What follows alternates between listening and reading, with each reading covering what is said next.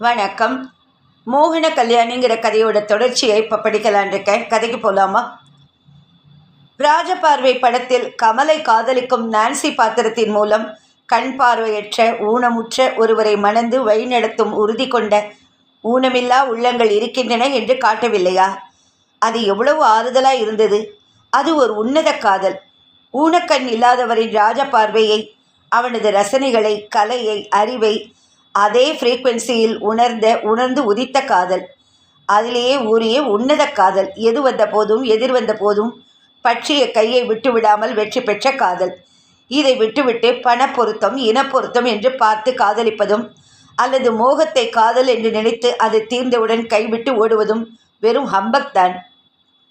அதிர்ந்து கூட பேசாத அவள் அன்று ஆணித்தரமாக அவ்வளவு பேசியது அத்தைக்கு அதிர்ச்சியாக இருந்திருக்க வேண்டும். இருக்கட்டுமே. ஒரு முறை தப்பி தவறி அம்மா அத்தையிடம் உறவு என்ற முறையில் நம்ம கல்யாணியை பற்றி தெரிஞ்ச நீங்கள் அவளை உங்கள் பிள்ளைக்கு, அதான் கண்ணனுக்கு பண்ணி கொள்ளக்கூடாதா என்று முன்பு ஒரு முறை கேட்டதற்கு அத்தைக்கு வந்ததே கோபம். ரொம்ப நல்லா இருக்கு நீ கேட்குறது. என் பிள்ளைக்கு என்ன குறைச்சல்? ராஜாவாட்டம் இருக்கான். ரதி ஆட்டமாக குறையில்லாத பொண்ணு வருவா. அதுவும் லண்டனில் படித்து வேலை பார்க்குறா. அவன் எங்கே? 4 இடத்துக்கு நடக்கக்கூட முடியாமல் இருக்கிற கல்யாணி எங்க? இப்போவே அவனுக்கு நான் பொண்ணு தரேன், நான் தரேன்னு பெண் வீட்டுக்காரங்க க்யூ வரிசையில் நிற்கிறாங்க. நீ என்னடான்னா எவனோ எதுக்கோ ஆசைப்பட்ட மாதிரி அதே குத்தல் பேச்சு. அத்தை நீட்டினாள். ஏதோ நம்ம ஊர் பஞ்சாயத்து ஆஃபீஸில் ஒரு ஆஃபீஸர் இப்படித்தான் காலை விந்தி விந்தி கோணல் நட போட்டுக்கிட்டு இருக்காரு. ஆனால் இவளை விட அவன் பரவாயில்ல. அதை பார்க்க சொல்லலாமேன்னு வந்தேன். நீ என்னன்னா என் பிள்ளைக்கு லைன் போடுறியே? பாவம் அந்த ஊனமுற்ற ஆஃபீஸர். அவரது வாழ்க்கைக்கு ஒரு உடலுறமிக்க நல்ல பெண்ணுள்ளம் ஊன்றுகோலாய் வரக்கூடாதா? ஏன் இப்படி உடல் ஊனமுற்றவர்களை மற்றவர்களுடன் வாழ லாயக்கில்லாத தனி இனமாக கேவலப்படுத்தி பேசுகிறார்கள்? கல்யாணியின் மனம் குமுறிற்று. அத்தை, இதை பாருங்கள். உங்கள் பிள்ளை கண்ணனுக்காக நான் ஒன்றும் காத்திருக்கவில்லை. நான் அவனை நினைத்து கூட பார்த்ததில்லை. நீங்களே சரி சொல்லியிருந்தாலும் நான் சம்மதித்திருக்க மாட்டேன். புரிஞ்சுதா என்ற கல்யாணி அம்மாவின் பக்கம் திரும்பி, நான் உன்னிடம் கல்யாணம் பண்ணிவை என்று கேட்டேனம்மா.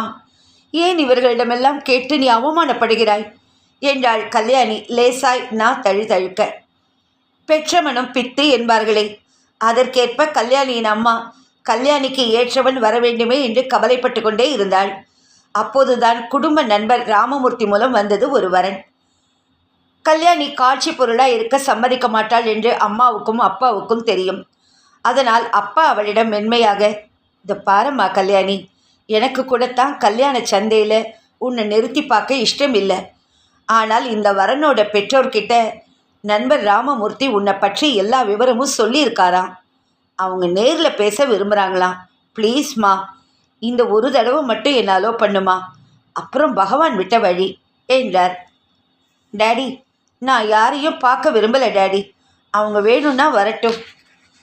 என்ன பேசுவாங்கன்னு எனக்கு தெரியும்ப்பா என்றாள். கல்யாணி கணித்து வைத்திருந்தபடியே அவர்கள் பேசியதில் அவருக்கு ஆச்சரியம் ஏற்படவில்லை. அவர்கள் வந்தபோது முதலில் கல்யாணி அறையை விட்டு வெளியே வரவில்லை. அவர்கள் வகையாக கல்யாணியின் அம்மா வைத்த டிஃபனை சாப்பிட்டார்கள். பையனுக்கு அம்மா போல் இருந்தது. அந்த பெண்மணி பேச ஆரம்பித்தாள். இதை பாருங்க சார், ராமமூர்த்தி உங்கள் பொண்ணோட அழகு, அறிவு, இப்போ ஆராய்ச்சி படிப்போட அவள் பார்க்குற பேராசிரியர் வேலை எல்லாத்த பற்றியும் சொன்னார். அப்புறம் அந்த விவரத்தையும் சொன்னார். எத்தனையோ நல்ல பொண்ணுங்க ஜாதகம் வருது. இருந்தாலும் உங்கள் பொண்ணை பார்க்க வந்தோம். ஊனம் என்னங்க பெரிய விஷயம்? கல்யாணமானா அங்கே எங்கே போகிறத காரில் கூட்டிகிட்டு போயிட்டு போகிறான். மற்றபடி இந்த பங்களாவை நீங்கள் உங்கள் பொண்ணு சுலபமாக நடக்கவும் சக்கரை நாற்காலியில் போகவும் வசதியாக டிசைன் பண்ணி கட்டியிருக்கீங்களாமே ராமமூர்த்தி சொன்னார். அதனால் ஏதோ உங்கள் பொண்ணுக்காக இந்த வீட்டையும், மாப்பிள்ளை உங்கள் பெண்ணை கூட்டிகிட்டு போக நீங்களே ஒரு காரையும் கொடுத்து, ஏதோ அவளுக்குன்னு உதவிக்கு ஒரு சமையலுக்கு ஆள், உதவிக்கு ஆளுன்னு போடுறதுக்கு ரொக்கமாக 1 லட்சம் பணத்தையும் கொடுத்துட்டீங்கன்னா அடுத்த முகூர்த்தத்திலேயே கல்யாணத்தை வச்சுக்கலாம். பாவம், இதெல்லாம் கூட ஊனமான அந்த பொண்ணுக்காகத்தானே. பொண்ணு வாழ்க்கைக்காக இதை கூட செய்ய மாட்டீங்களா என்ன? இது கூட இல்லாமல் இப்படிப்பட்ட பொண்ணை கல்யாணம் பண்ணினா பையனுக்கு என்ன குறையோன்னு 4 பேர் பேசுவாங்கல்ல. என்ன நான் சொல்கிறது? பெரிய நியாயத்தை பேசிவிட்டவள் போல நிமிர்ந்து உட்கார்ந்தாள் அந்த அம்மாள். அப்பா பதில் பேசும் முன் கல்யாணி அறையை விட்டு வெளியே வந்தாள். தன் சக்கர நாற்காலியில் இருந்தபடியே பேசினாள். நல்ல வேளை, கடவுள் என் காலை மட்டும்தான் பறிச்சிருக்கார். நீங்கள் கல்யாணங்கிற பேரில் பேசுகிற வியாபாரத்தால் என் கௌரவத்தையே பறிக்க பார்க்குறீங்களே. ஊனமுள்ள பொண்ணுக்கு வாழ்வு கொடுக்க வந்த கருணை உள்ளம் ரொம்ப காஸ்ட்லியாக இருக்குது. நீங்கள் சொன்ன வேறு நல்ல பொன் வீட்டுக்காரங்க கிட்ட கிடைச்ச விலையை வாங்கிட்டு உங்கள் பிள்ளைய வித்துடுங்க. எங்கேயாவது மார்க்கெட் சரிஞ்சிட போகுது. காலை பறித்த கடவுளுக்கு நான் நன்றி தான் சொல்லணும். ஏன்னா உங்களை மாதிரி வேறு வியாபாரிகளை இனம் கண்டு கொள்கிற இடைவெளியை இந்த ஊனத்தின் மூலம் கடவுள் எனக்கு கொடுத்துருக்கான். கல்யாணி பதற்றமின்றி நிதானமாய் பேசி முடித்தாள். There is a price tag for everything என்று படித்திருக்கிறாள். அவளது உடல் குறைபாட்டுக்கு இவ்வளவு விலையா? இல்லை இல்லை, மன உறுதி இல்லாத, முதுகெலும்பில்லாத, கோழை மனம் கொண்ட ஆண்களின் விலை அல்லவா அது. அதற்கு அந்த ஆண்கள்தான் வெட்கப்பட வேண்டும். வரதட்சணை என்கிற தீ நல்ல வீடுகளையே எரிக்கும்போது ஓட்டை வீடுகள் என்றால் கேட்கவே வேண்டாம். எரிகிற வீட்டில் பிடுங்கினது லாபம். வந்தவர்கள் போய்விட்டார்கள். இதனால் எல்லாம் கல்யாணி எந்த விதத்திலும் பாதிக்கப்படவில்லை. அவள் மனம் போல் ஒரு மணாளனை இறைவன் என்றேனும் அனுப்புவார் என்று அவள் நிச்சயம் நம்பினாள். அதற்காக அவள் கனவு காணப்போவதில்லை, கண்ணீர் சிந்தப்போவதும் இல்லை. கடவுள் சித்தம் அப்படி இல்லை என்றால் திருமணமே வேண்டாம் என்ற முடிவுக்கு வரும் மனப்பக்குவமும் அவளுக்கு உண்டு. கண்களை மறந்து இதயத்தை நினைந்து ஒருவன் வந்து மாலையிடுவான் என்றும், குலமாதர் யாரும் தனியாக வாழும் விதி என்றும் இல்லை மறவாதே என்றும் கவிஞர் கண்ணதாசனின் பாடல் வரிகளை கேட்டு கல்யாணியும் கால்களை மறந்து அவள் கருத்தினை அறிந்து வரும் ஒருவனுக்காக காத்திருந்த போதுதான் மோகன் வந்தான். கடந்த 2 ஆண்டுகளாக திருமண பேச்சை எடுக்க வேண்டாம் என்று தீர்மானமாய் சொல்லியிருந்தாள் கல்யாணி. கல்யாண பேச்சு என்ற பெயரில் அவள் சந்தித்த கசப்பான உண்மைகள் அவளை அவ்வாறு முடிவெடுக்க செய்திருந்தன. இசையில் லயிக்க பழகியிருந்த அவள் இதயம் இன்று ஏனோ அந்த மோகன கல்யாணி ராகத்தால் கிடைத்த மோகனின் அறிமுகத்தால் சிலிர்த்து விட்டது. வந்த சிறிது நேரத்திலேயே பீடிகை எதுவும் போடாமல் ஃப்ராங்காக பேசினான் மோகன். சார், எனக்கு உங்கள் டாக்டர் கல்யாணியை ரொம்ப பிடிச்சிருக்குன்னா என் மனைவியாக அவளை ஆக்கிக்கணுங்கிற அளவுக்கு பிடிச்சிருக்கு சார். உங்களுக்கு அவளை பற்றி அப்பா ஆரம்பித்தார். தெரியும், பார்த்தேன். ஷீ இஸ் ஹேண்டிகாப்ட்னு தானே சொல்ல வரீங்க? அதனால் என்ன? Every one of us are handicapped in one way or other. சிலருக்கு படிப்பு வராது. கல்வி இல்லாதவர் கண்ணீருந்தும் குருடர் என்று வள்ளுவர் கூறவில்லையா? அது ஊனம் இல்லையா? சில ஊனங்கள் கண்ணுக்கு தெரிகின்றன. எத்தனை மனவிகாரங்களும் ஊனங்களும் கண்ணுக்கே தெரியாமல் எவ்வளவு பேரிடம் இருக்கின்றன தெரியுமா சார்? குறை இல்லாதவர் யார்? கல்யாணியின் உடல் குறையை நான் குறையாகவே நினைக்கவில்லை. என் மனம் அவளிடம் உள்ள பெண்மையின் நிறைவை, அறிவின் நிறைவை, கலையின் நிறைவை என்று நிறைகளை மட்டுமே பார்க்கிறது. என் மனம் அவள் மனத்தை நேசிக்கிறது. அவள் குரல் என் இதயத்தில் அனுராகமாய் ஒலித்து கொண்டே இருக்கிறது.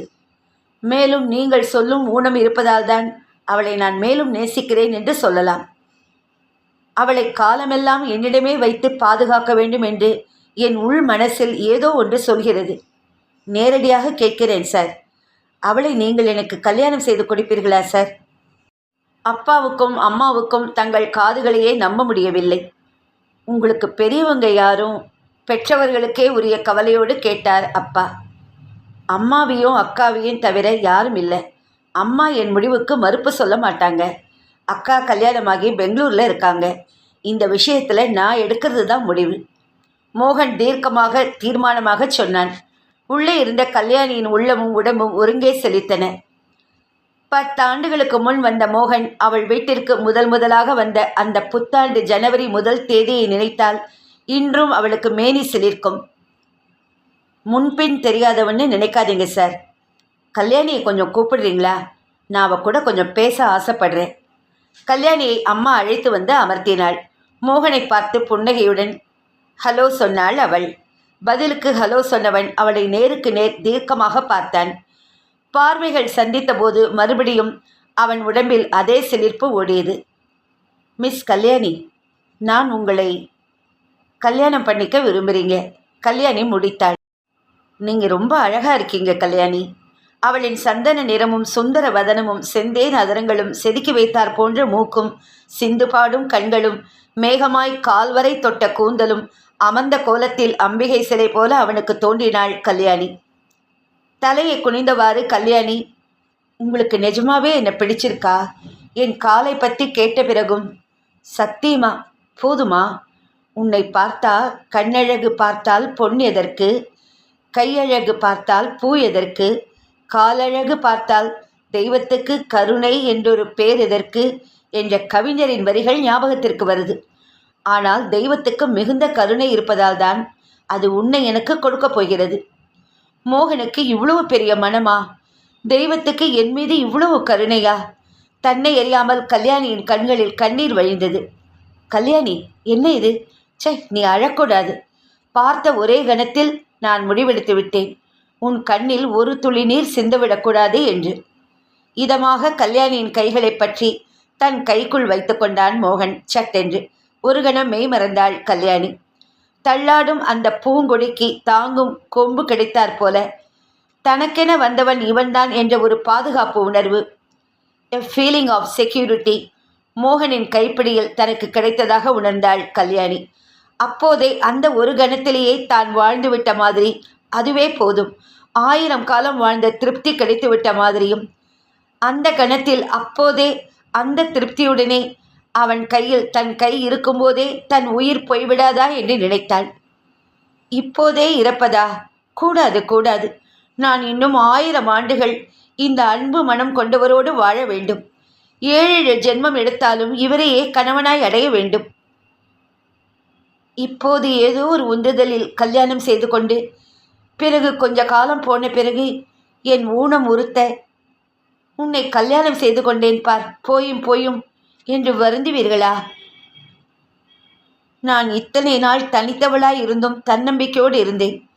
இப்போது உங்களோடு இணையும் போது எனக்கு ஒரு மறு உறுதி, அதாவது ரீஅஷ்யூரன்ஸ் தேவைப்படுகிறது. மனம் சற்று பயத்தால் அலைப்பாகிறது. இது அவசரமான முடிவோ என்று பின்னால் தோன்றிவிடக்கூடாதல்லவா நம் இருவருக்கும்.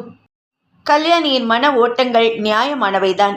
ஆனால் மோகன் அவற்றை உணர்ந்து அவளை தேற்றினான். கல்யாணி, உனக்கு ஒன்று தெரியுமா? என் வாழ்க்கையில் நான் ஒரு லட்சியம் வைத்திருந்தேன். உடல் ஊனமுற்ற ஒரு பெண்ணைத்தான் மணந்து கொள்ள வேண்டும் என்பதுதான் அது. நான் இதை யாரிடமும் சொன்னதில்லை. சொல்பவர் செய்வதில்லை, செய்பவர் சொல்வதில்லை. ஒரு பெண்ணுக்குள்ள தகுதிகள் இருந்தும் இந்த ஊனத்தினால் நமக்கு ஒரு மன வாழ்க்கை இல்லையே என்று வாடும் ஒரு நல்ல பெண்ணுக்குத்தான் மாலையிடுவது என்பது என் லட்சியம். ஏன் தெரியுமா? அப்படிப்பட்ட பெண்ணின் முகத்தில் இருந்து அந்த வாட்டத்தை போக்கி அவளுக்கு முழுமையான சந்தோஷத்தை கொடுத்து அவள் முகத்திலும் அகத்திலும் பூரண மலர்ச்சியை ஏற்படுத்தி அந்த மகிழ்ச்சியை கண்டு நான் மகிழ வேண்டும். காரணம், எந்த குறையும் இல்லாத பெண்ணுக்கு நான் இல்லை என்றால் இன்னொருவன், எத்தனையோ பேர் கிடைப்பார்கள். ஏன், மேட்ரிமோனியல் காலத்தில் பெண்ணின் உயரம், எடை, அது இது என்று போட்டு மாப்பிள்ளைகளை doctor, engineer, chartered accountant, MBA, foreign settled யாராக இருந்தாலும் விண்ணப்பிக்கவும் என்று மாப்பிள்ளைகளை சாய்ஸ் கேள்விகளாக்கி தேர்ந்தெடுத்து கொள்வார்கள். அப்படிப்பட்ட மணமகனாக போக நான் விரும்பவில்லை. என் மனம் போல் அறிவிலும் அன்பிலும் நிறைந்து ஆனால் ஏதேனும் ஒரு குறைபாடு உள்ள பெண்ணுக்கே நான் கணவனாக விரும்புகிறேன். உன்னை சந்தித்ததும் தான் என் லட்சியம் நிறைவேறப் போகிறது. உனக்கு இதில் பரிபூர்ண சம்மதம் தானே? என்ன உனக்கு பிடிச்சிருக்கான்னு முதல்ல சொல்லு Kalyani. Come on, be frank Kalyani. ஆச்சரியமா, அளவில்லா ஆனந்தமா, நன்றி உணர்வா என்று விவரிக்க முடியாத ஒரு மனநிலையில் இருந்த கல்யாணி மெல்ல தன் இதழ் பிரித்து மிக மெதுவான குரலில், மோகன், ஐ டூ லவ் யூ என்றாள். அந்த வார்த்தைகளை அவள் சொன்ன அந்த கணத்தில் தங்கள் காதல்தான் உலகத்திலேயே தலை சிறந்த காதல் என்ற உணர்வு இருவருக்குமே ஏற்பட்டது நிஜம். காதலின் உண்மையான பரிமாணம் கல்யாணியின் அந்த மனநிலையில் சொல்லப்பட்ட போதுதான் அவளுக்கே தெரிந்தது. அதன் பிறகு காரியங்கள் மளமளவென்று நடந்தன. மோகன் கல்யாணியின் பெற்றோரிடம் தன்னை பற்றி எல்லா விவரங்களையும் முழுமையாக கூறியதும், கல்யாணியை கல்யாணம் முடிந்த உடனேயே தன்னுடன் அமெரிக்கா அழைத்துச் செல்வதாய் சொன்னதும், தன் தாயாரை மோகன் அடுத்த வாரமே அழைத்து வந்ததும், அவள் மகனின் செலக்ஷனுக்கு மறு பேச்சில்லாமல் ஒப்புக்கொண்டதும், மனநிறைவோடு அவளை வாழ்த்தியதும், அந்த தை மாதத்திலேயே வரதட்சணை போன்ற எந்த பந்தாவும் இன்றி ஊரும் உறவும் வாழ்த்த ஜாம் ஜாம் என்று திருமணம் நடந்தேறியதும் இப்போதுதான் நடந்தாற்போல் இருக்கின்றன. அதற்குள் 10 ஆண்டுகள் ஓடி திவ்யாவும் ரமேஷும் அவர்களின் அன்புக்கு அடையாளமாய் வளர்ந்து அவளுக்கு உலகத்தில் உள்ள எல்லா பட்டங்களையும் விட மேலான அம்மா மம்மி என்ற பட்டத்தை அளித்து கௌரவித்தும் விட்டார்கள். மம்மி, ஹாய் மாம், என்ன காருக்குள்ளேயே தூங்கிட்டியா? நாங்கள் 4-5 தடவை கூப்பிட்டாச்சு. சினிங்கிய திவ்யாவுக்கும் ரமேஷுக்கும் கார் கதவை திறந்து விட்டாள் கல்யாணி. குழந்தைகள் ஸ்கூல் விட்டு வருவதற்குள் அவள் கல்யாண காலத்து நினைவுகளில் நீந்தி ஒரு குட்டி பயணமே செய்து விட்டாளே. குழந்தைகள் இருவரும் பின் சீட்டில் ஏறி சீட் பெல்ட்டை பொருத்தி கொண்டவுடன் கல்யாணி காரை ஸ்டார்ட் செய்தாள். காரை கே மார்ட்டுக்கு செலுத்தினாள். Mummy, how did you spend the day? Divya பெரிய மனுஷி மாதிரி கேட்டாள். திவ்யா குட்டியோ ரமேஷோ இல்லாமல் ரொம்ப போர் அடிச்சுது. இன்னும் 2 நாளைக்கு கவலை இல்லை, வீக்கெண்ட். நீங்கள் வீட்டில் இருந்தால் உங்கள் 2 பேரோடு இருந்தால் போரே அடிக்காதே. கல்யாணி சிரித்து கொண்டே சொன்னாள். பொய் சொல்கிற மம்மி, டேடி இல்லாமல் தான் உனக்கு போர் அடிச்சிருக்கும். அவர் ஊரில் இருந்தால் உனக்கு அடிக்கடி ஃபோன் பண்ணுவார், அல்லது ஃப்ரீ ஹவர்ஸ் இருந்தால் வீட்டுக்கு வந்திருப்பாரு. ஆமை ரைட்? கலகலவென சிரித்தாள் திவ்யா. பெருமையுடன் பெண்ணை திரும்பி பார்த்தாள். பெண் குழந்தைகளுக்குத்தான் சூசனை அதிகம்.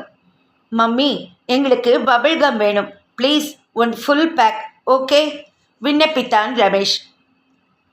ஃபிசிக்கலி ஹேண்டிகாப்கான பிரத்யேக வழியில் காரை செலுத்தி அவர்களுக்கான பிரத்யேக முன்னுரிமை பார்க்கிங்கில் நிறுத்தினாள். அங்கிருந்தே சிரமமின்றி கவுண்டருக்கு போகவும் ட்ராலிகளை எடுத்துக்கொள்ளவும் வசதிகள் இருந்தன. மெதுவாக நடந்தாள் குழந்தைகளுடன். ட்ராலியை பிடித்தபடி நடந்தாள். முன்னுரிமையோடு அவளை போன்ற ஊனமுற்றவர்களை காக்க வைக்காமல் கேட்பவைகளை எடுத்துக்கொள்ள உதவும் சேல்ஸ் பெண்கள், மே ஐ ஹெல்ப் யூ என்று கனிவாக கேட்கும் அந்த அனுசரணை, முக்கியமாக ஊனமுற்றவர்களை விசித்திர பிறவிகளை பார்ப்பது போல பார்க்காமல் இயல்பாக அவர்களுக்கு வேண்டிய உதவிகளை மட்டும் செய்யும் குணத்தினை அவள் அமெரிக்காவில் அது போன்ற மற்ற வெளிநாடுகளில் நிறைய பார்த்த அனுபவம், சொல்ல கேட்ட அனுபவம் அவளுக்கு. நம் நாட்டிலோ பாவப்படுவார்கள். பாவம்பா, அந்த பெண் நொண்டி, விலகு விலகு என்று காதுபட கத்துவார்கள்.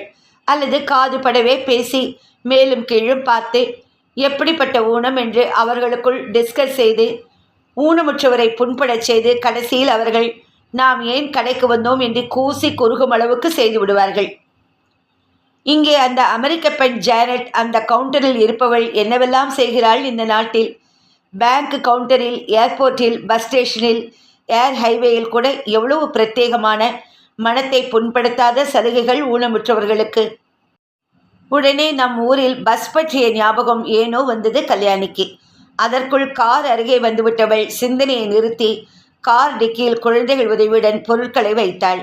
வீட்டில் வந்ததும் பீட்சாவை ஒரு வெட்டு வெட்டிவிட்டு, mummy, you are so great, so sweet, you have made fantastic pizza என்று புகழ்ந்து மாறி மாறி அவள் கன்னங்களில் முத்தமிட்டு விட்டு தூங்க போய்விட்டார்கள் குழந்தைகள். இதன் தொடர்ச்சியை அடுத்த பகுதியில் படிக்கிறேன். அடுத்த பகுதியோட இந்த கதை முடிஞ்சுடுறது.